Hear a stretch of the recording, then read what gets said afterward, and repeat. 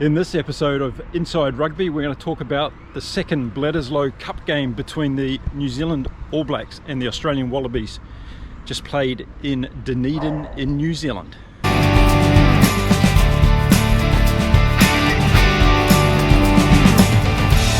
Hello and welcome to Inside Rugby. My name is Mark, and in this video we're going to have a look at that game between the All Blacks and the Wallabies, played in Dunedin yesterday. Now, before the game got underway, just a few things that were worthy of mention. The first one is All Black number 694, Taane Norton, passed away this week in New Zealand. Norton was a great hooker for the All Blacks and another piece of New Zealand history as far as rugby goes. So there was a few moments of silence before the game started for Taane Norton, and he will be remembered as another exceptionally good All Black that put the black jersey on.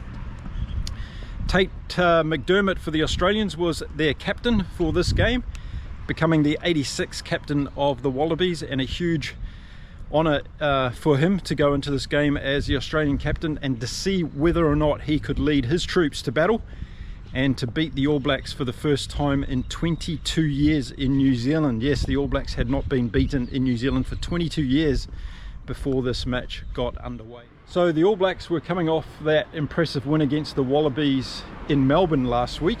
However, they weren't, because the majority of this team didn't play in that match against Australia, and that was always something that we had in the back of our minds, thinking, okay, this is a new look team. Ian Foster had rung in the changes and given a lot of these players the opportunity to step up and show what they had in preparation for World Cup selection this week in New Zealand. So it was going to be a really interesting game from that perspective. The Wallabies came out in this match and really took it to the All Blacks again. And it seems like it was a long time ago that the All Blacks dominated the Springboks in that game at Mount Smart Stadium for the first 25 minutes, because since that game, the All Blacks have been put under pressure in the first half by all of the teams that they've played, and this was a continuing trend in this match as well. So the Wallabies got out right from the gate in the first couple of minutes. And in fact, it was only 2 minutes into the game when Corabetti went over in the left side corner for a try. Now, the intensity of the Wallabies play in that first few minutes was exactly what Eddie Jones had been talking about and wanting from his team. And we all know that in World Rugby, if you're able to put your opposition under pressure, keep them guessing as far as the defence goes, then you are going to have success going forward. And we haven't seen the All Blacks under a lot of pressure in the Rugby Championship Series, and now heading into this Bledisloe Cup game number 2, we started to see them under pressure, and we started to see this new look team of the All Blacks under pressure, so that these guys that had been given the opportunity to step up and announce themselves for World Cup selection were being put to the test by the Australians. And in the 7th minute, the Wallabies went in for their second try. Tom Hooper getting a good try once again down the left-hand side of the field. And I've mentioned this for a reason, because this is the side of the field that Shaun Stevenson was on for the All Blacks. And I always had in my mind a question mark over Stevenson when it came to his defence. And if you look back at those 2 tries, you'll see that Stevenson missed tackles in both those tries. And Corabetti's try, he was not there to push and tackle Corabetti into touch, and actually I should say that he actually went to try and push Corabetti into touch rather than tackle him into touch, and Corabetti was good enough to be able to get that ball down on the goal line without going into touch. In Hooper's case, Stevenson was another of the players, the All Black players, that missed the tackles when Hooper was going forward to go to the line. So 14-0 within 7 minutes, and we started to think, hang on a minute, this is game on for sure. The Wallabies have come to play. And unlike in Melbourne a week ago, the Wallabies kept the pressure going, and they kept putting the All Blacks, pushing the All Blacks backwards in all areas of the field. So I was really impressed with Carter Gordon, Tate McDermott, the way they were controlling the game for the Wallabies in the beginning. They were distributing the ball quickly, and the Australian forwards were playing the right game as well. They were getting up tight They were clearing the ball out, and in fact Australia had the majority of possession in that first period of play. The All Blacks hardly got their hands on the ball. The All Blacks were really running backwards and looking like chickens without heads for a while, and it was all because the Australian Wallabies were putting pressure on and doing the right things in a simple way. And again, Eddie Jones has talked about this during the week in terms of making sure that this team gets the basics right. And I think by having the continuity of selection, particularly in the back line, it helped the Australians in the beginning of this particular game. So with the dominance of the Australians early on, we're all thinking, okay, how long could this last? How long was it going to be before the All Blacks came back into this game? Well, it didn't happen in that first 25 or 30 minutes. It was constant Australian pressure, and as we approached the halfway mark of the first half, we realized that the All Blacks were doing a lot of tackles, the Wallabies had a lot of possession, and they were basically running the All Blacks wild all across the field. When they decided to go up the middle with their forwards in mauls and attacking the All Blacks in close, they were having success. The likes of Finlay Christie, they were not being able to pull the Australian forwards down. There was a passage of play around about the 22nd minute mark where Angus Bell received the ball back almost close to his own 22 line, and he got through 4 All Black tackles and set up another Australian Wallaby raid towards the All Blacks line. And for me, this was starting to send a signal of what was happening within this game. The All Blacks defence was not handling the Wallabies at all. And the fact that a prop got through the All Blacks defensive line, 4 tackles he broke and went down the middle of the field, I thought, okay, the All Blacks are rattled and they haven't got their defensive pattern set for this particular game. Just minutes after that, unfortunately, we saw Brodie Retallick taken off. He's got a knee injury. Not too sure how bad that is at the moment, but it didn't look too good. He wasn't able to carry on, and Brodie Retallick's one of those guys that you need to drag him off the field. If he's injured, he wants to carry on playing, but with the World Cup in sight, I'm sure the medical team wanted to get him off as quickly as possible. Retallick, and on came Vaya for a replacement. Damien McKenzie got a penalty kick, so the score came back to 14-3. But moments later, Carter Gordon extended it for the Australians back out to 14 points. And the Wallabies were leading 17 points to 3 close to half time. Now, as the first half went on, you were just looking for that opportunity for the All Blacks to get back into this game, and usually it takes one monumental offensive or defensive push for that to happen. And it came close to half time when the Australians looked like they were going to get in for another try, and that would have really blown out the score in the first half. And the Wallabies moved it to the right hand side of the field close to the All Blacks line. Tate McDermott grabbed the ball, went through a small gap, headed towards the All Black line. Sam Whitelock tackled him close to the line, but Ardie Savea came in as the second man and did an absolutely amazing try-saving hold of the ball as he held the ball up over the line, and the Wallabies didn't get that try. And I think that was a monumental moment in this game.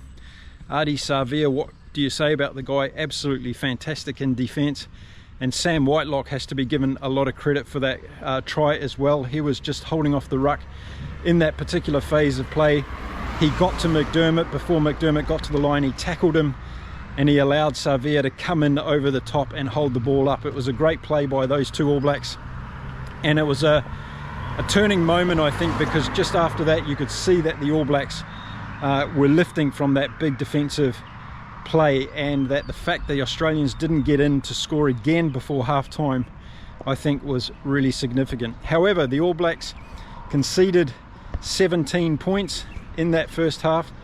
The Wallabies went into half time at 17-3. The crowd at Forsyth Bar Stadium was a little bit stunned, and some of the things that happened in that first half made us sit up and notice a little bit. And for me, this team that Foster picked, whether you call it a B team or whatever, it doesn't matter, but this particular team showed signs of not being able to handle the pressure in that first half. They were driven backwards by the Australians when the Australians were dominating in all areas of the play around the park, the All Blacks simply didn't have the answer. So I think half-time came at the right time for the All Blacks. They were able to go into the sheds, sit down, debrief on that first half, and come up with a plan on what they were going to do in the second half. Now, looking across the park in the first half, as I said, a lot of the Australians played well. Again, impressed with Carter Gordon and his game management along with Tate McDermott. I thought Tate McDermott made some good decisions as a captain. He didn't go for a couple of penalty goals, wanting to keep the pressure on the All Blacks. He understood and he realised that he had the All Blacks under pressure, and he wanted to try and nail as many points as he could. It was inevitable that the All Blacks at some stage were going to try and get back into this game, and McDermott wanted to make as many gains as he possibly could until that happened. Standouts again, I think Callaway was playing well at fullback. Corey Abeti, as you probably know if you watch my videos, I really like Corey Abeti. He's a fantastic player. He scores tries, he's massive in defence. And Serevi had a good first half as well. I thought he was injecting himself into play in the back line. Pataya played well in the first half as well. He was also there. And really across the park, the Australians came together as a team. And as Eddie Jones had been looking for and getting these combinations right, I think you could really start to see this happening in the first half. So unlike the game in Melbourne, where Australia put some pressure on the All Blacks for 15 or 20 minutes, they went into half time as the dominant team, I thought. And so only 35% possession for the All Blacks in that first half, and a huge territorial dominance from the Australian Wallabies as well. So when the second half started, the All Blacks came out and started to show from the get-go that they had a new strategic plan to take on the Wallabies. They were going to go direct, stay in close, and put a series of phases together to retain the ball. With ball retention, you start to build confidence and you start to give your backs an opportunity to spread the ball, and that's exactly what happened at the beginning of the second half.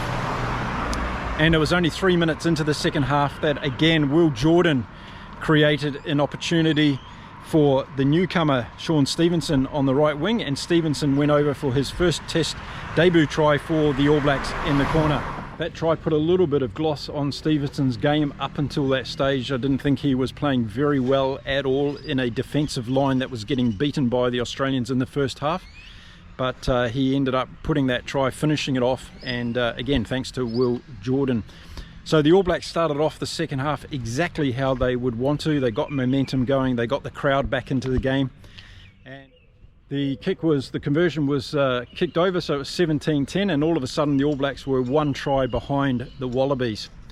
Now in the 52nd minute, Ian Foster decided to ring the changes, and this for me was the real pivotal part of the game.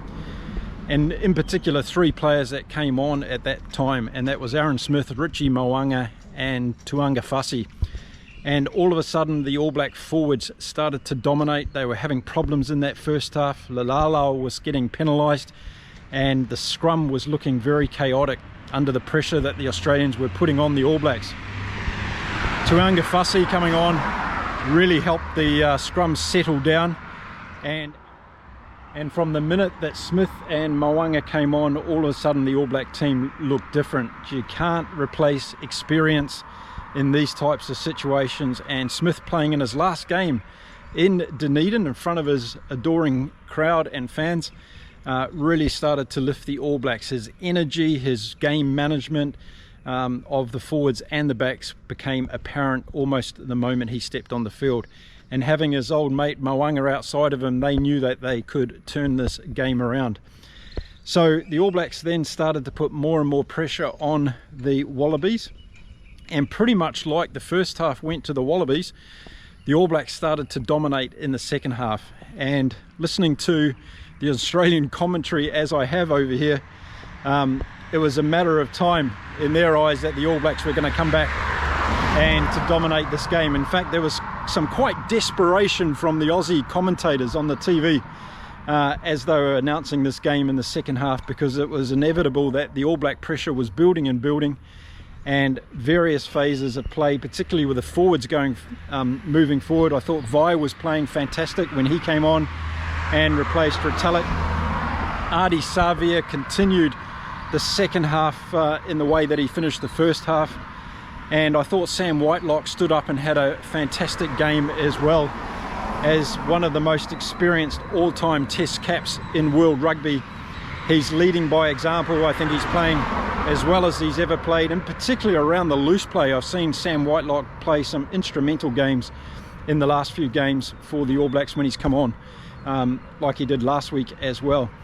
So the All Blacks started to show that dominance again, and if it wasn't for just a couple of small things not going their way, Lester Faianga-Nuku went over for what would have been a try right under the post. Unfortunately, he dropped the ball, and that would have been a 7-pointer under the post, but the All Blacks didn't have to wait too long for that to happen.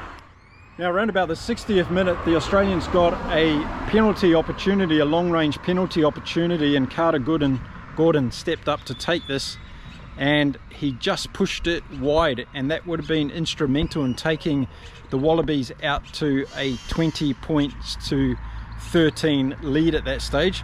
And who knows, that could have been a really decisive moment in the game if Gordon had got that penalty. And I know that in the last couple of weeks we've been talking a lot about ifs and buts, but I'd just like to raise those things as, you know, a turning point in the game where momentum continues for one side and the opportunity for the other team to put the game away was also there. So that happened in that particular moment, and then just a couple of minutes later the All Blacks scored a try, and it was through Finau.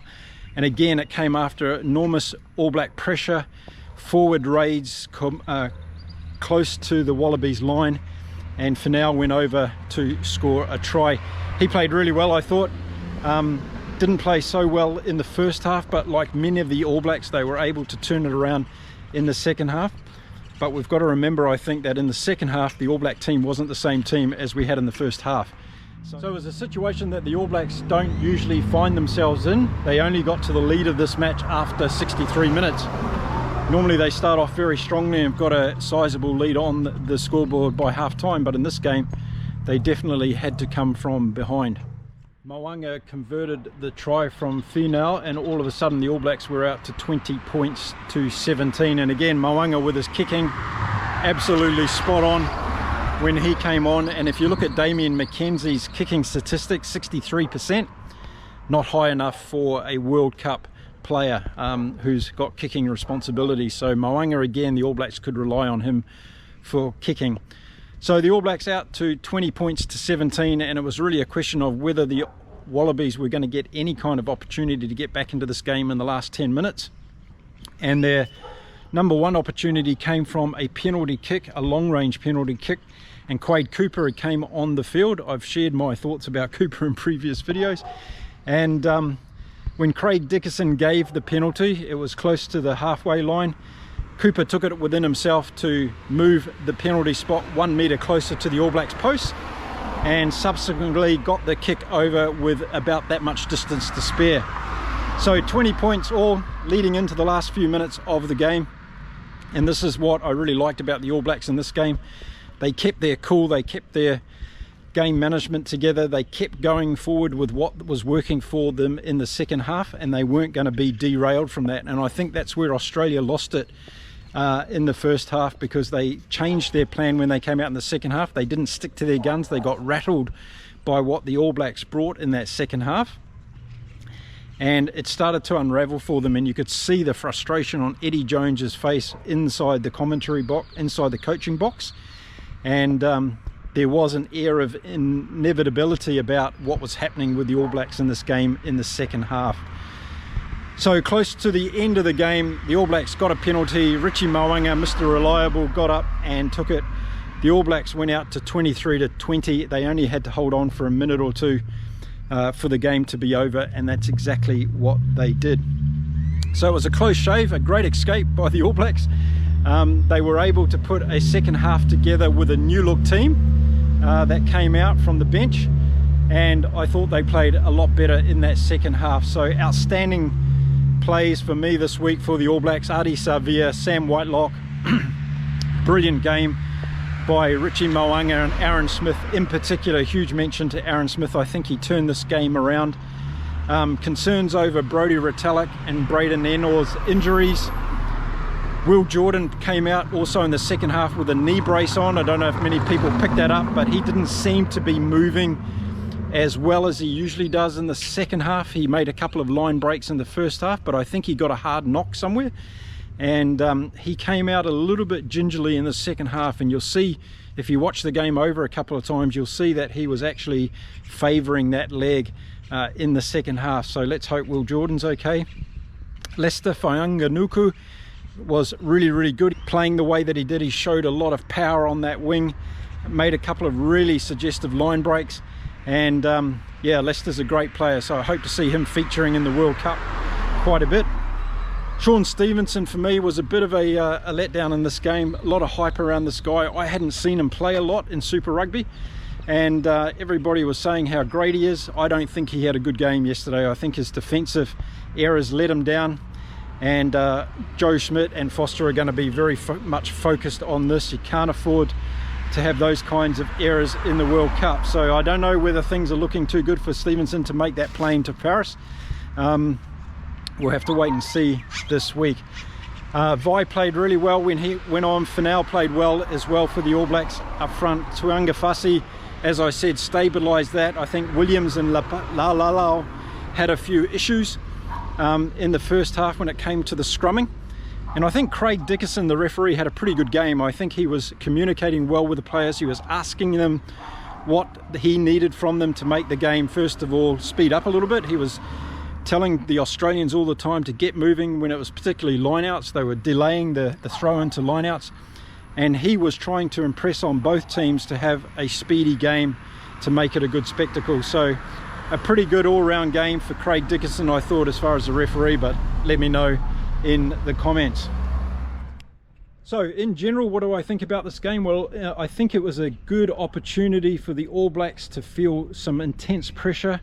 They had the tables turned on them a little bit, didn't they, in that first half? They had the team coming at them the whole time for the entire half. They didn't have much possession to play with. They had to work out solutions in the second half and try and get back into this game, and that's exactly what they did. So as a team, by bringing on new players and obviously having a good talk at half time about where things were going wrong, the All Blacks were able to turn this around. So I was impressed with that performance from the All Blacks. I wasn't impressed about how they let Australia start in this game, and I think we've also got to give a lot of credit to Australia. So last week in Melbourne, they were able to put 15-20 minutes together.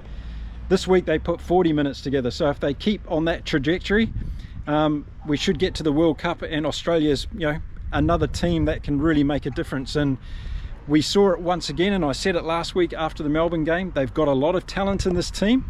They've just got to put their performances together consistently, and they can really upset anybody in the world. So I think this will be a huge downer for Australia. It's the one that got away perhaps, but at the same time they can draw on a lot of confidence if they sit down and watch that first half again, as I'm sure Eddie Jones will be drumming into them this week. And when they're sitting up there in Darwin in Northern Territory in Australia at their training camp, they'll be able to go over that game and find a lot of confidence with it.